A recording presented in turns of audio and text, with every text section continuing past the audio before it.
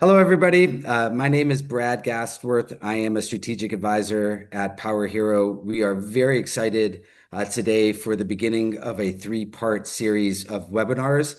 Today, we're going to talk about zero emission vehicle landscape, but this is certainly going to be quite educational for this three-part series. We'll end off with why to invest in Power Hero now.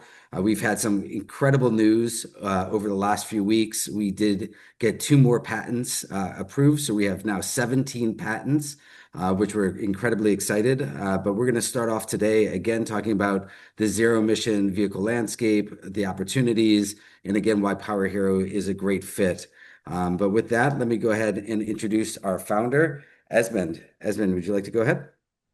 Hey, Brad, thank you very much for that intro and for mentioning the patents. That was patent number 16 and 17. And in case you did not see the updates on that, I just want to point out very quickly why those patents were very important. Patent number 16 was, I believe, for Canada, and it had to do with mobile charging. And we had been talking to the Canadian government about uh, introducing mobile charging because we feel that it's a way of reducing the capital expenditures for fixed charging locations. And we're going to be continuing those discussions. But patent number 17 was for Australia. And that's also exciting from a couple of points. First of all, excuse me, Australia is a country, and I believe they have about 28 million in population. So we feel we've got that locked up. And the patent there was for Cameo. And why that's so significant for Australia is because Australia is very sparsely populated. The people live in, the majority of them live in single family homes and landed property. And these houses are all sparsely distributed across Australia. And that just doesn't make any sense to spend, you know, billions and billions of dollars to put EV charging stations across fixed charging stations. So the Cameo is perfect for that application by monetizing the home charging stations. So sorry about that digression, but I since you mentioned it, Brad, I thought it would be a good opportunity to just That's perfect. that a bit. So EV charging, why are we concerned about EV charging? Well, as Brad also alluded to, the about zero emission vehicles. Next slide on zero emission. That you know the fact that the climate has changed so drastically, and obviously negatively, there's been the push, and it's been several years now, and the world is committed to introducing zero emission vehicles. And by that, it means, these vehicles do not introduce any harmful emissions that contribute to greenhouse gas. And greenhouse gas is what causes the earth to have heated up. And that has just, I think all of you now is feeling the heat. And that's from greenhouse gas because everywhere across America, around the world, the temperatures are just, evidently keep getting higher and higher. Well, there are two kinds of ways of eliminating emissions from transportation. One is by the familiar EV that you see on the street, and that's what we call the BEV for battery EV. And the other one is FCEV for fuel cell EV. And that's something that people don't get is that whether it's hydrogen or whether the power source comes from electricity, the electric motor that provides the transportation that drives these cars are also electric. So the two, if you look at the diagram, you can see the commonality. The electric motor that drives the vehicle is common in both platforms, except the battery for the battery EV is bigger than the battery that's in the fuel cell. And the distinction between those two are really what is the energy that is stored on the vehicle. For the FCEV, the hydrogen vehicle, it's liquid hydrogen, and it's pumped through uh, um, the uh, the fuel tank um, uh, uh, input. Anyway, so that really is the two main components. And if you look at the advantages and disadvantages between the two technologies, I had a hard time trying to, put talk about advantage, disadvantages for each one individually because where one is an advantage, it tends to be a disadvantage for the others, for the other platform. So I just kind of combined them, and you can read through with me that the main advantage for hydrogen vehicles is the big tank because you can put 40,000 you get 40,000 watt hours for 1 kilogram of weight of hydrogen. And obviously that just eliminates the range anxiety that people have because you can go further and the weight is much reduced. Whereas for BEV, the lithium batteries um, are heavy and they don't take a lot of charge. But uh, at the same time, if you think about it, uh, BEVs, the obvious advantage that you can charge at home. And whereas it's not practical to expect to have store your to swap out your hydrogen to hydrogen tanks at home. So that's obviously a lot more dangerous. And one big negative about the hydrogen platform is that hydrogen itself, when you think while it can give you a longer distance, the cost of making hydrogen commercially um, is exorbitant. It's exorbitant. I believe the cost of making the hydrogen far outweighs the benefit of the clean pollutants, which is water, that you get from a hydrogen vehicle. And you also have to consider the logistical challenges for having hydrogen stations across the country for refueling because even though you have a huge tank, at some point you're going to have to refuel that. And it's a if you already looked at the BEV situation, it's still not, you know, wide enough in terms of distribution. There's still not enough charging station. That's a perennial complaint. There's never a station where you want it to be. So just imagine how difficult it would be to build out this infrastructure for hydrogen. Um, and I think if you look at BEV, the advantage is clearly uh, for as an investment is for electric vehicles that is powered by batteries. And the fact of the matter is, very few people think or are cognizant of hydrogen. And I think as an investment, you have to have a widespread awareness that's going to drive interest in investing in the stock that you're going to be investing in. So the advantage investment as an investment advantage clearly from the awareness standpoint is BEV. And it's well known that the factors that contribute to a successful investment is that you also have to make sure that the technology is here now. You're not investing in something that is still dependent on technology that's not been developed yet. And I think clearly technology for battery EVs is here. It's been here for 10 years now, and maybe even longer. And the other necessary ingredient for success uh, is having a tailwind that is in your favor. And clearly, the government is creating this tailwind, and the world is creating this tailwind that we need to clean up our air. So that's an urgency of need. So it's clearly here for investing in electric vehicles. And last but not least is the fact that EV charging is really being dragged along by the growth in EV. And so let's take a look at the EV growth updraft is that you you as a matter of fact, Brad, can you just go back one slide? I think I may have missed Yep. something there. Yeah. I just want to point out that, the target by 2030 is 33 million, but keep in mind, we're only 4 million right now in the US. And to get into 33 million in about 5 years, or 4.5 years is quite a challenge. But as an opportunity, you should keep that in mind. And we have to get to 92 million according to all these estimates by 2040. So next slide. So if you think that that updraft is big, take a look at it from the global perspective. I mean, look at the US EV population right now. That's on the far right of your screen. We're looking at 4 million, and that's growth of about 1.5 million a year. But you take a look at the chart for the global, which is on the left. We're nowhere close to getting there. I mean, that's in terms of an opportunity for Power Hero, and as an investment opportunity for you, we're just barely starting. But the beauty of it is that it's here and now.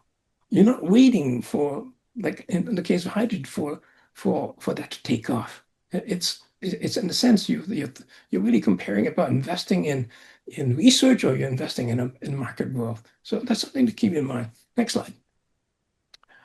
One Next second. slide, Brad. Yep, there you go. Yeah. So and here is where we are today. Just to give you perspective, um, if you look at the orange dots, yeah, that is what the pundits and the U.S. Department of Energy is projecting, that by 2030 we'll have 25,700,000 ports at home charging, and about 570,000 ports for multifamily homes. That's basically apartment buildings. But hey, you know, I don't want to. I'm not disparaging the government or anything like that, but I think they're missing the point here that um, that people living in apartment buildings also want home charging, and the statistics show that. I mean, that I think the people that have been interviewed or surveyed, when they ask, are you going to buy an EV, and what are the factors that will make you make that change? They, everyone says, and the numbers support that they want to have home charging before they make that jump. So so this chart, this diagram here is simply to give you a sense of how big this whole market is, and 26 million ports to support the 33 million of EVs. That's that's the opportunity we're talking about. It's just huge. So next slide, Brad. I want to put it in perspective. If you look at the total of multifamily home chargers, you're looking at 2.6 million chargers, and that's just for us. I mean, that's huge, because I mean I translate that into the number of power pack that we could sell into that market. But it's much bigger than that. If you think about it, how do we support this? How do we make it of EV charging available to everybody? And that's a topic of the next webinar, where we talk about democratizing EV charging. But just bear these charts in mind. And let's take a look at the next slide, which I think the national renewable energy laboratories have have independently of all these other statistics that I've cited, which from IEA and so on and so forth. And you can look it all up. I mean, Google is beautiful for that. And I'm sure you'll find all these numbers that I'm citing. But anyway, I'll kind of put it all in perspective, that for us to succeed as a country, and as as Earthlings, but for EV to succeed, we must provide convenient and affordable charging near your home. And if you understand what Cameo is all about, it's about empowering homeowners with chargers, with the ability to monetize and make their home charger available to the general populace. Well, if we look at where everyone lives across the United States, so when we get into a car, we're basically going from one community to another community, and so Cameo has the potential of,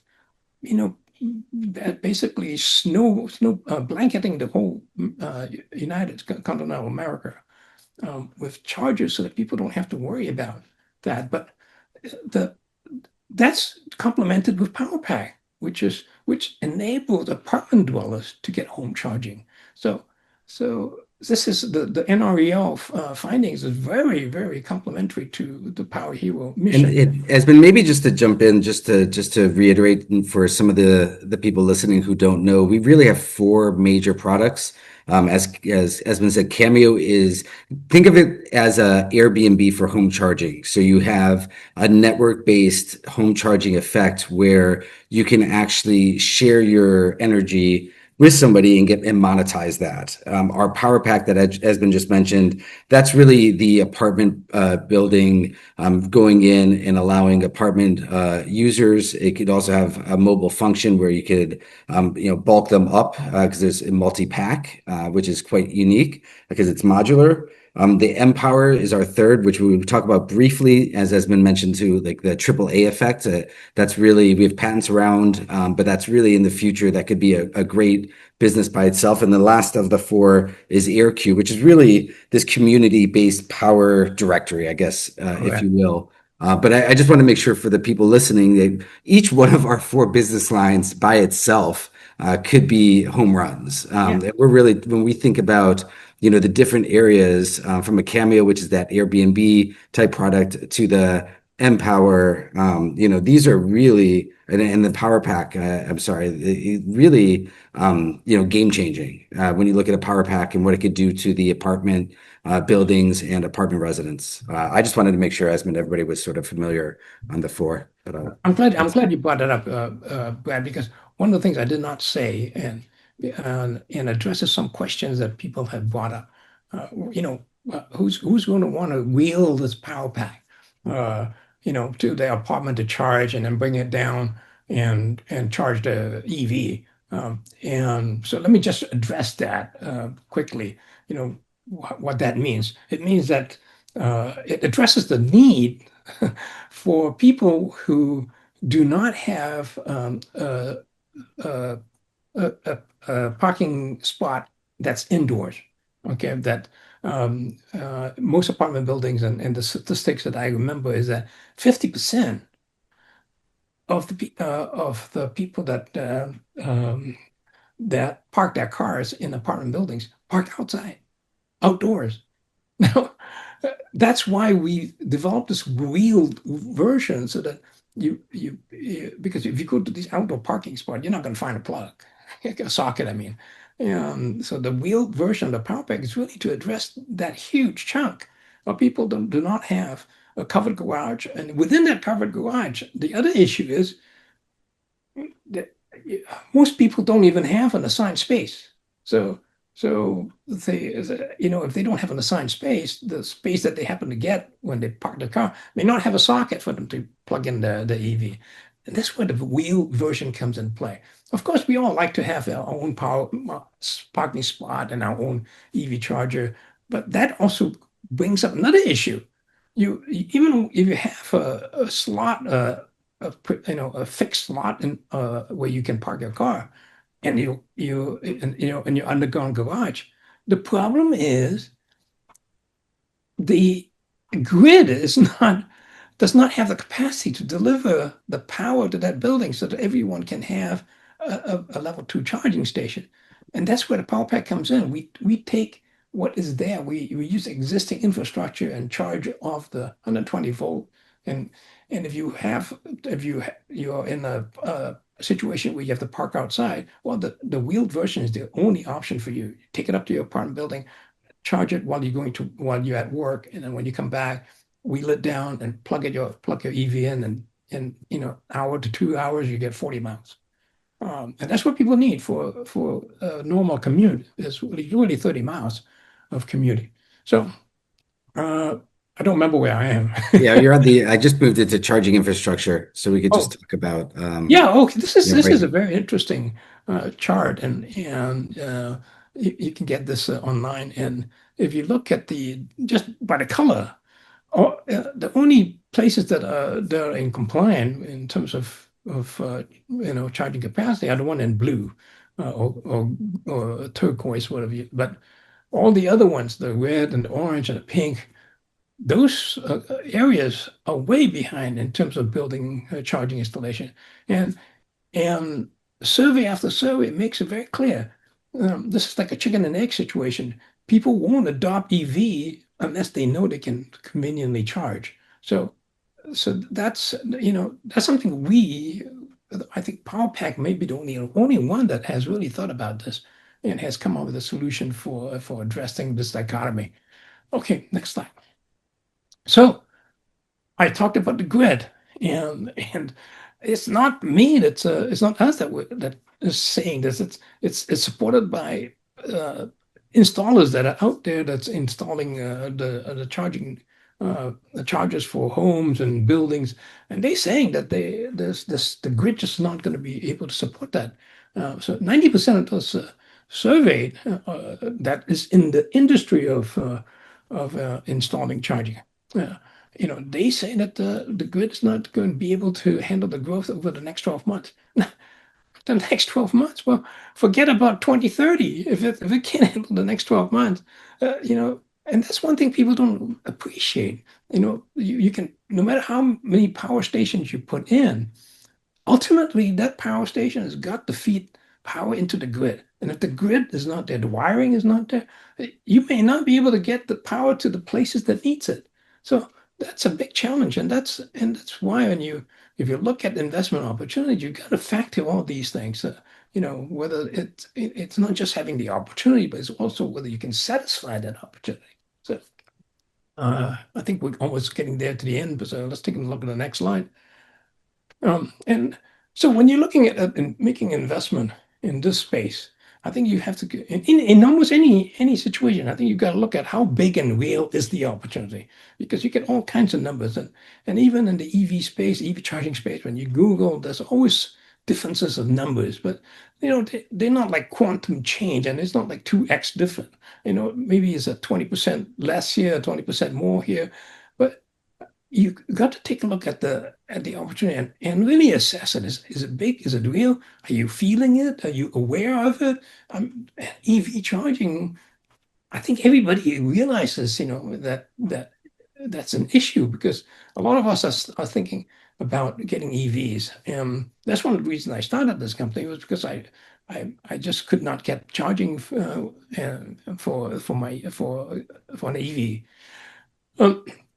You also want to look at the company that you're investing in and assess what is the state of commercialization. And in our case, we're raising this fund, this financing for introducing at least one of the four product groups that Brad is talking about. And I'll tell you that right now we have two development teams working on PowerPack and Cameo. So as a matter of fact, I have a third group that's working on AirQ. And Empower just happens to be a spinoff, because once we manufacture PowerPack, the fact that it's a modular system, our thought is about putting that modular PowerPack into mobile stations, mobile transportation vans, and even three-wheelers that is perfect for areas like Thailand and Southeast Asia. And again, that's an opportunity. We're already having that discussion with certain operators in those countries. So, and the other thing, if I was an investor, I'm always thinking about, hey, how long is this investment cycle? So I think you want to think about that very seriously if you're investing in a situation that is more of a research situation as opposed to a commercialization a company time to cash out. And you want to look at also the case of the addressable market, which is the TAM. No matter how big this market is, can this company actually address that market? And then finally, I think you want to look at the prospects for exit. And I just point out that these are statistics you can get online. Over 20 EV charging startups in the US and EU were acquired since 2021. And That's actually, maybe I'll just jump in 1 second before your yeah, next slide, Esmond. The other thing that's really we get the question about, and it's something that I think is not asked or commented enough, but how protectable is your technology? And I mean, now, we just got our 17th patent. Our patent portfolio is, I'll put it up against anybody else's in EV charging. I don't think anybody has the type of patents that we have. So I would say that's another unique advantage to our investment is even from outside of a product perspective, we have intrinsic value from the patents. That's But right. yeah, I'll let you go ahead and talk about this next slide. I'll move it on. Yeah.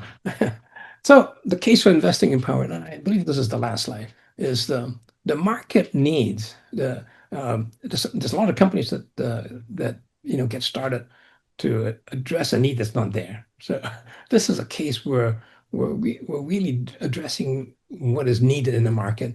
That's these are not numbers I make up. These are real numbers. So there's 170 million households. As a matter of fact, we and on WeFunded, I think we only cite about 115, 117 million Americans.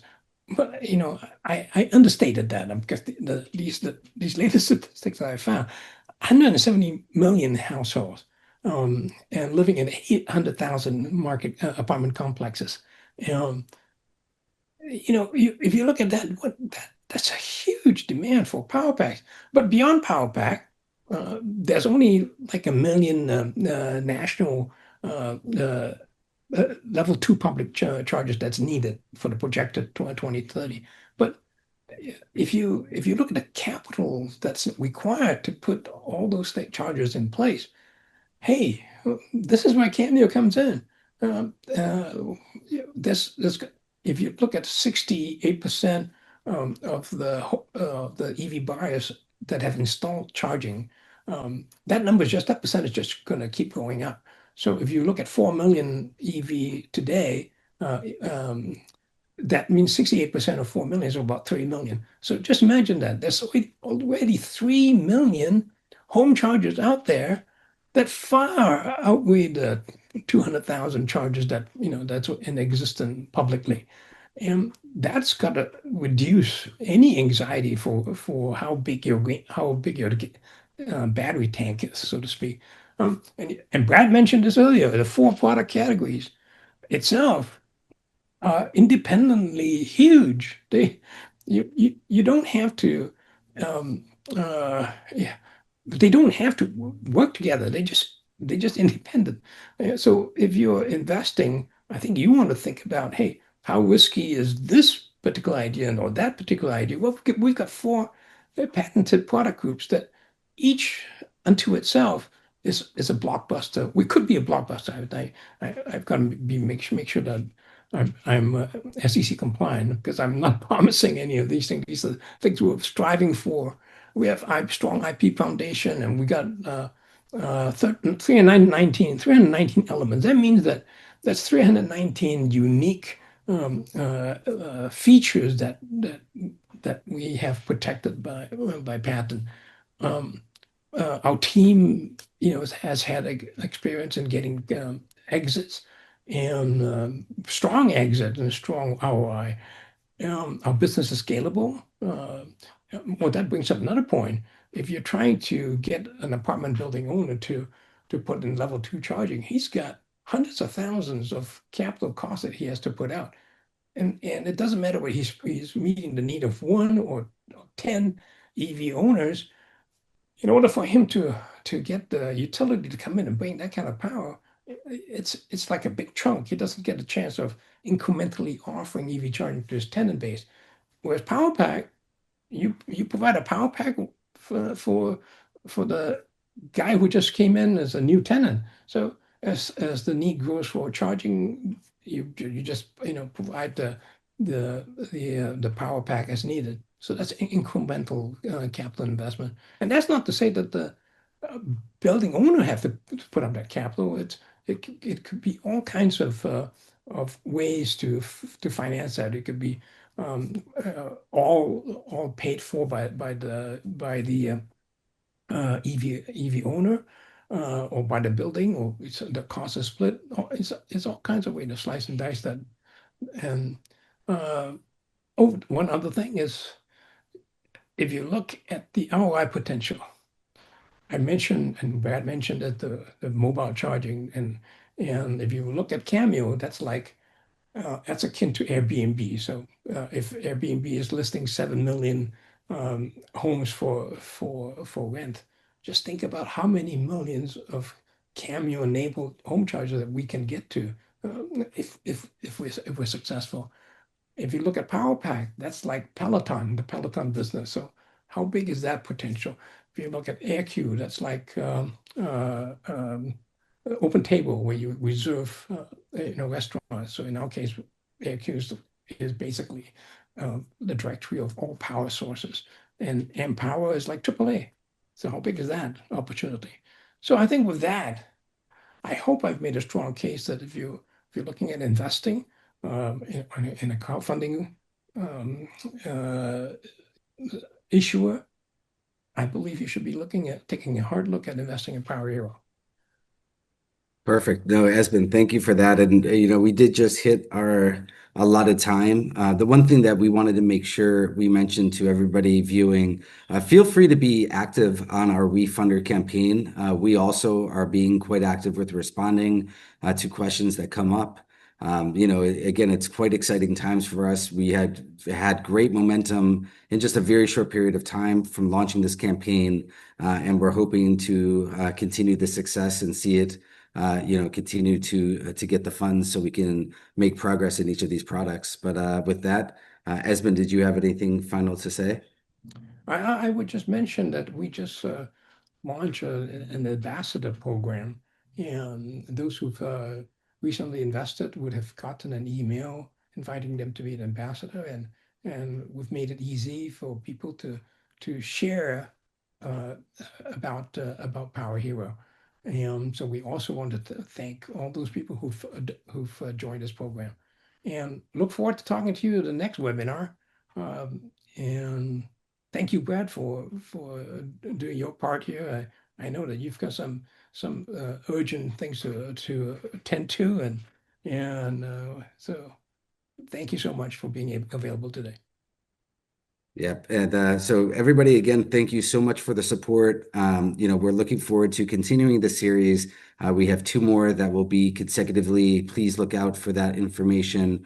But thank you again for your support in Power Hero. And again, do not feel free to reach out in any capacity, and we'll be happy to respond. And with that, thank you again for joining, and we will conclude the webinar.